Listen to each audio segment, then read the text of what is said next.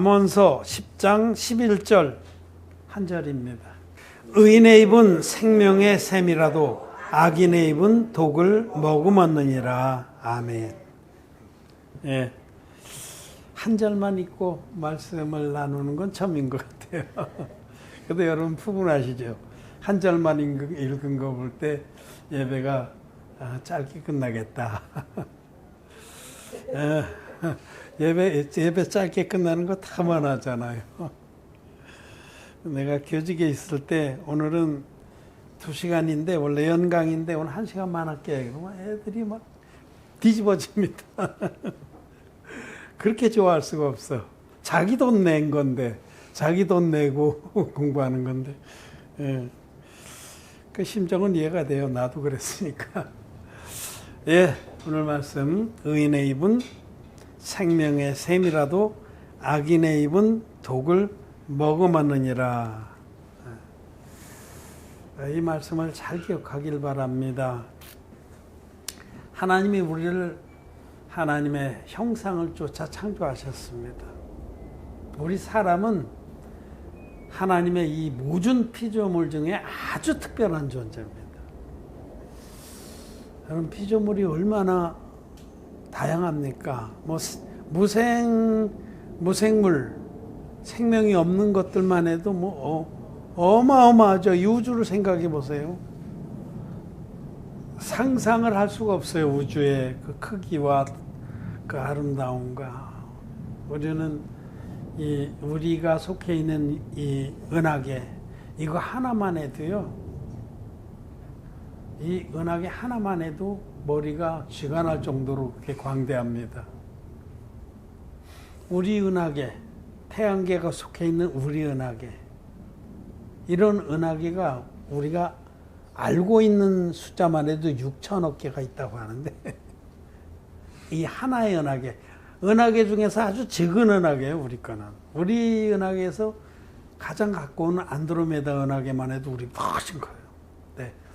우리 은하계만 해도 한쪽 끝에서 한쪽 끝까지 가는데 빛으로 달려서 10만 광년이 걸립니다. 그 안에 얼마나 많은 별들이 있는지, 뭐 몇천억 개가 있어요. 이 안에 별들이. 별이라는 건 자체 발광, 스스로 빛을 발하는 항성을 말합니다. 우리 지구 같은 건 스스로 빛을 발하지 못해요. 근데 빛을 발하는 항성만 몇천억 개가 있어요. 그러니까 뭐 상상이 돼요. 그 항성마다 이런 행성들, 빛을 발하지 않는 행성들, 지구 같은 것들을 다 거느리고 있어요. 그러니 우리 은하계 하나만 해도 그 안에 속해 있는 천체들은 정말 상상할 수 없이 많은 그 아름다움과. 여러분, 목성이나 토성 뭐 이런 데 보면 토성인가요? 그 띠가 있는 게 토성인가요? 네. 그 띠가 얼마나 아름다워요. 그냥 신비하잖아요. 그게 작은 돌덩이들과 얼음으로 돼 있다고 그래요. 얼음. 근데 얼마나 그거 되게 신비하게 그렇게 생겨먹었는지. 하여튼 이 우주를 바라보면 하나님의 그 전능하신 능력과 장엄한 것들을 볼 수 있는데, 이 그 중에 지구라는 아주 특별한 별, 이 초록별, 청록색의 별에 하나님은 생명체를 만드셨어요. 그 수많은 생명체, 바다와 하늘과 땅에, 그 생명체들은 지금까지 우리가 발견하지 못한 생명체 훨씬 더 많습니다. 눈에 보이는 것들만 있는 게 아니라 미생물들 중에도요. 그거는 또 숫자도 말도 못해. 우리 몸 안에 대장에 사는 그런 그 미생물들, 박테리아나 뭐 이런 것들, 그게 있어요. 우리가 살아간대요. 근데 그게 숫자로 따질 수 없어요. 뭐 그냥 몇 조 이런 단위로. 그 생명체가 우리 속에도 하나의 우주. 그러니까 이 자연과 이 하나님이 지으신 세계를 생각해 보면 하나님이 얼마나 광대하신지를 알 수 있는데, 하나님의 모든 피조물 중에 우리 사람만큼 아주 특수한 존재로, 특별한 존재로 만드셨다는 사실입니다. 하나님이 사람을 만드시되 하나님의 모습을 쫓아 하나님의 형상대로 만드셨습니다. 그래서 우리 특별한 존재예요. 저와 여러분들은 아주 특별한 피조물입니다. 우리를 특별한 피조물로 만드신 중에 그 첫째는 우리를 영적인 존재로 만드셨다. 영. 하나님은 영이신데 우리도 영적인 존재. 우리에겐 영이 있습니다. 모든 사람에겐 영이 있습니다. 그 영이 죄사함 받지 못해서 죽어 있는 것 뿐이지, 그 영을 그들이 진리의 복음으로 죄사함 받으면 생명이 되는 거예요. 산영이. 영원히 죽지 않는 영.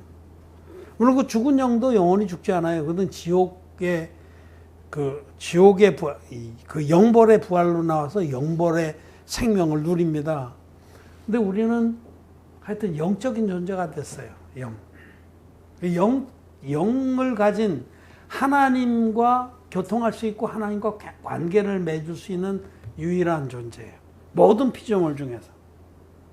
이 수많은 정말 상상 못할 만큼의 다양성을 가진 이 피조물 중에 우리 사람만 하나님을 찾아갈 수 있고 하나님과 교통할 수 있고 끝내는 하나님의 자녀가 될 수 있는 그런 아주 영광스러운 존재로 창조된 것이 우리 사람. 여러분과 저는, 모든 사람들은 존귀하게 태어난 겁니다. 그런데 존귀에 처하나 깨닫지 못하는 자들은 멸망하는 짐승과 같도다. 시편의 말씀대로 그 존귀한 존재인 걸 몰라요, 사람들이. 두 번째, 하나님께 사람을 특별한 존재로 만드신 두 번째 특징이 뭐냐면 우리에게는 말을 줬다는 게 말, 언어. 사람에게만 언어를 주셨습니다.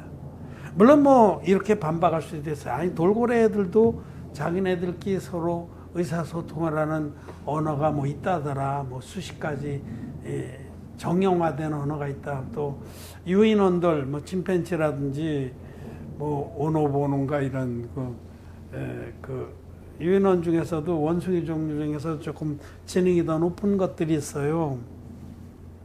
그들은 언어를 가지고 있다. 가지고 있을 수 있어요. 아주 단순한 언어. 짐승들도 자기들끼리 서로 단순한 언어들이 있어요. 닭들도 있잖아요. 닭들도 자기들이 뭐 위험에 처했을 때는 어떤 개불고 그런 거를 말하는 게 아니라 정말 그 생각이나 또는 느낌이나 이런 것들을 정교하게 표현할 수 있는 언어는 사람에게밖에 없습니다. 그래서 특별히 그 중에서도 문자 언어, 말을 문자로 기록해 서로 생각을 나누고 또 전수해주는 그 언어는 사람밖에 없는 거예요. 문자 언어는. 그래서 그 언어 때문에, 말 때문에 우리 인류는 계속해서 발전해 왔죠. 그리고 그 언어로 말미암아 하나님과 우리는 교통하게 된 겁니다. 하나님이 말로, 하나님 말씀의 하나님이시기 때문에 말로 우리에게 다가오셨고 말씀으로 우리는 그 말씀을 통해서 하나님을 알게 된 겁니다. 그리고 믿어서 구원을 받게 된 겁니다. 그래서 우리 사람을 특별하게 창조하신 그 하나님의 그 두 번째 선물이, 첫 번째 선물이 영이고 두 번째 선물이 언어입니다. 이 말이 그만큼 우리에게 선물입니다. 아주 귀한 선물이다. 보물 같은 거다. 여러분, 그 말을 우리가 못한다 그러면 언어, 이게 그 언어 장애라고 그럴까요? 그거 얼마나 답답. 그럼 수화로 하잖아요. 보편적으로 그 교제가 안 되는 거죠. 수화를 할 수 있는 사람끼리만 되지. 언어는 참 우리에게 주신 하나님의 선물입니다. 그렇습니까? 네. 우리에게 언어를 주신 그 큰 선물이에요. 그런데 이 언어가 잘 쓰면은 큰 선물이고 축복인데 잘못 쓰면은 큰 흉기입니다, 이게. 양면성이 있는 거예요. 칼도 양면성이 있잖아요. 칼은 요리하고 또 어떤 것을 수공하고 하는데 쓰면은 유익한 도구가 되는데 반대로 잘못 쓰면 그게 사람을 죽이고 상하는 도구가 되듯이 이 말이 우리에게는 생명의 샘이 될 수 있고 독의 근원이 될 수 있다고 말씀을 하는 겁니다. 의인의 입은 생명의 샘이라도 악인의 입은 독을 머금었느니라 라고 말씀을 합니다. 의인, 거듭난 의인, 진리의 복음으로 제사받은 의인들의 마음엔 성령이 계십니다. 또 의인들은 하나님 말씀을 순수하게 믿습니다. 그래서 하나님 말씀이 자기 안에 믿음으로 쌓여서 성령이 또 그것을 깨닫게 하셔서 성령이 우리를 다스리시고 또 걸러주시는 그 하나님의 성령의 은혜를 쫓아 우리가 입술에서 말을 낼 때 그 말은 생명의 샘입니다. 의인의 입에서 나오는 믿음의 말들은 생명의 샘이 있습니다. 그런데 자기 육신의 생각, 자기 육신의 악한 감정, 인간의 논리, 하나님 말씀과 상관없이 자기 육신의 생각을 쫓아 감정이 솟는 대로 내뱉는 말은 독입니다. 악입니다. 상대방을 죽입니다. 그러니까 우리 이 귀한 언어를, 말을 주셨는데 이 말이 상대방을 살리기도 하고 죽이기도 한다는 이 사실을 알아야 됩니다. 믿음의 말은, 즉 말씀을 믿음으로 하나님의 성령께서 다스리는 그 다스림을 받아서 내는 말들은 아주 귀한 역사를 일으킵니다.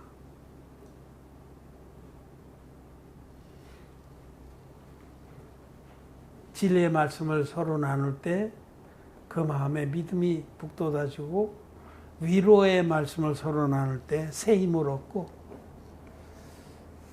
긍정적인 말들을 서로 나눌 때 우리들의 부정적인 생각의 안개들이 거쳐지고, 또 선한 일을 위해서, 즉 복음을 전파하는 그런 일들을 위해서 우리가 서로 좋은 그 계획들을 나눌 때 우리 마음에 우리의 삶이 얼마나 가치 있고 아름답게 되어지는지 모릅니다. 그러므로 여러분, 우리는 입에서 의인들은, 거듭난 의인들은 우리에게 준 이 가장 귀한 선물을 귀하게 써야 됩니다. 선한 일에 써야 됩니다. 생명을 북돋우는 일에 써야 됩니다.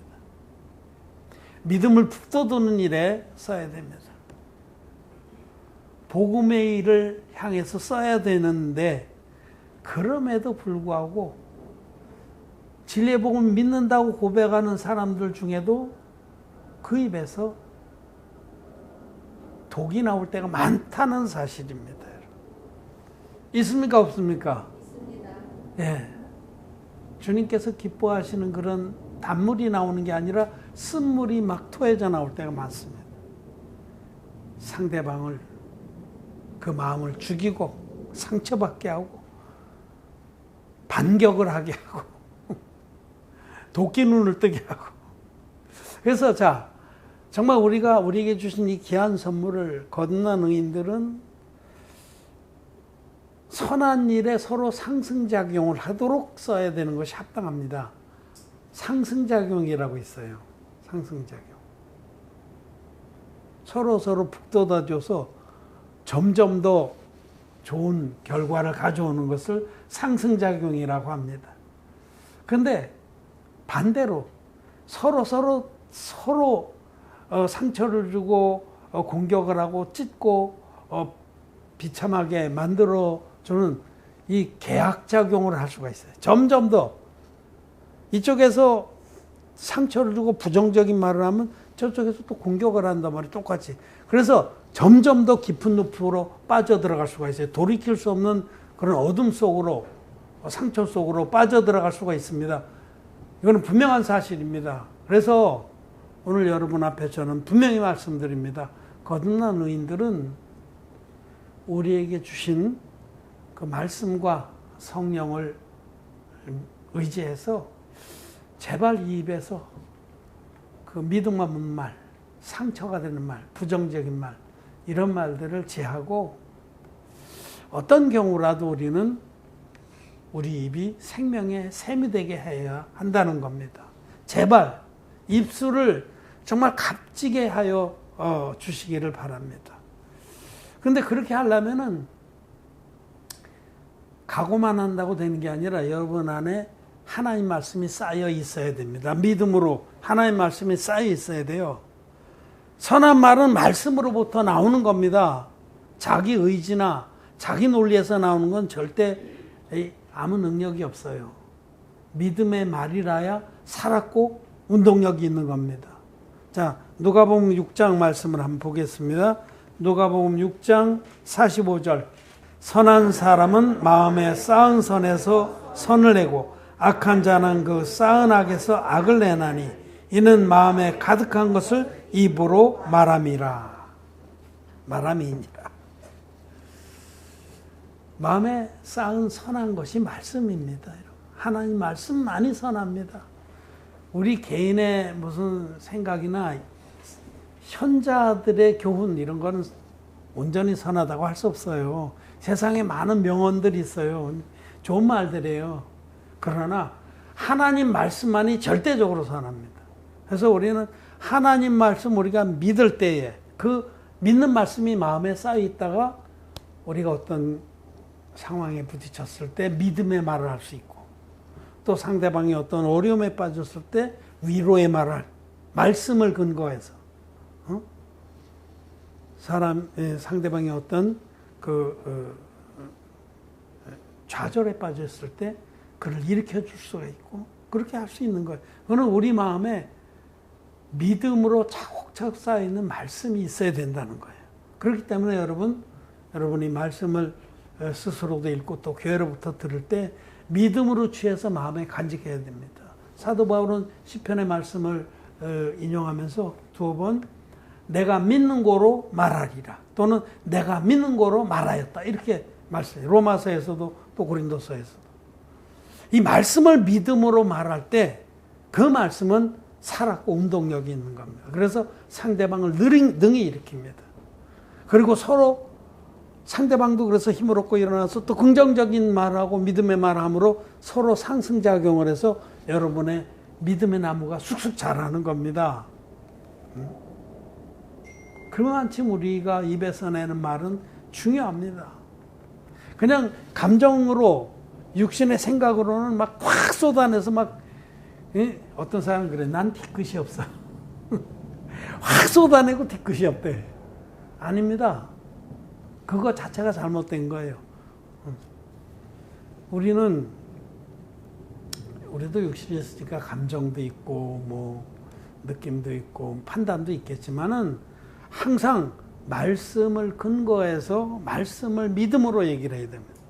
내가 믿는 거로 말하였다 혹은 내가 믿는 거로 말하리라. 이 말씀을 잘 기억하길 바랍니다. 우리는 마음에 쌓은 선한 것 믿음의 말씀들로부터 생명의 샘을 내는 겁니다. 그냥 내가 조심해야지 그런다고 되는 게 아니에요. 그런다고 되는 게 아니라 말씀을 믿음으로. 그래서 정말 어떤 경우라도 실제 상황은 너무 어렵고 부정적이고 암울하고 깜깜할지라도 믿음의 사람은 믿음의 말을 냅니다. 하나님은 모든 것을 합하여 선을 이루신다. 지금 상황이 이렇게 어렵지만 오히려 이것으로 인해서 하나님 복을 주신다. 여러분 한마디로 그냥 싹 정리가 되는 거예요. 어려움에 처해서 침울해하고 있는 사람한테 우리를 부르신 우리 하나님께서는 모든 것을 하면서 선을 이루신다 했다. 이런 어려움들도 분명히 하나님은 우리의 영의 큰 축복으로 바꿔주실 거다. 믿음으로 얘기를 하면 상대방도 믿음의 힘을 얻고 일어나서 맞아. 아멘. 할렐루야. 우리 교회방에 여러분 여러 가지 소식도 올리고 그럴 때 같이 할렐루야. 아멘 하고 이렇게 하는 것이 거기가 생명샘입니다. 서로 그래서 상대방의 그 격려와 위로와 또 믿음의 말들을 들으면서 생명으로 더 나아갈 수가 있는 겁니다. 그러면 야고보서를 보면 참 이 혀에 관해서 많이 경고했어요. 어찌 한 샘이 쓴물과 단물을 내겠느냐. 그래서 안 되는 건데 실제 현상이 그렇게 나타나잖아요. 여러분, 이론이 아닙니다. 믿음의 삶은 실제입니다. 야, 이렇구나. 지식으로 접수하고 끝. 아닙니다. 오늘부터 이 순간부터 저와 여러분 거듭남인들은 단물을 내시기를 바랍니다. 생명샘이라는 사실을 잊지 마시기를 바랍니다. 그래서 상대방이 아무리 이렇게 하고 저렇게 하고 막 상처 준 말을 할지라도 원수도 사랑하라 하셨는데 그래도 우리가 상대하는 사람은 원수들 아니잖아요. 가족이고 형제고 자매고. 그때에 우리가 말씀을 믿음으로 성령의 역사하심을 쫓아 생명의 말씀들을 같이 나누길 바랍니다. 의인의 입은 생명의 샘입니다. 그러나 그 입을 제어하지 아니하면 모든 생물들은 야고보서에 보면 재갈을 물려서 다 제어할 수 있는데 혀만은 제어할 수 없다 그런 말씀이 있어요. 그런데 여러분들이 정말 말씀을 믿고 교회의 인도를 교회의 다스림과 교훈을 듣는다고 하면 얼마든지 다스릴 수 있어요. 왜냐하면 우리 안에 성령이 계시기 때문에. 우리는 혼자 할 수 없지만 성령께서는 저와 여러분들의 입술에 재갈을 물리시고 이 입에서 쓴물이 나지 않게 걸러주시고 이 입에서 독한 말이 나가지 않게 제어해 주셔서 하나님이 우리에게 주신 큰 귀한 선물인 말을 주님이 기뻐하시는 대로 쓸 수 있게 하실 줄 믿습니다. 그냥 이론이 아니라 실제로 여러분들이 순종하고 그렇게 하시길 바랍니다. 아무리 환경이 어려워도 서로 인상 쓰고 상처 주고 그리고 독을 내서 계약하는 작용으로 나갈 게 아니라 오히려 그때에 믿음으로 생명의 말을 해서 서로 믿음을 격려하고 선행과 사랑을 독려해서 우리 모두가 믿음의 큰 나무들로 자라나게 되기를 바랍니다. 말씀 마쳤습니다.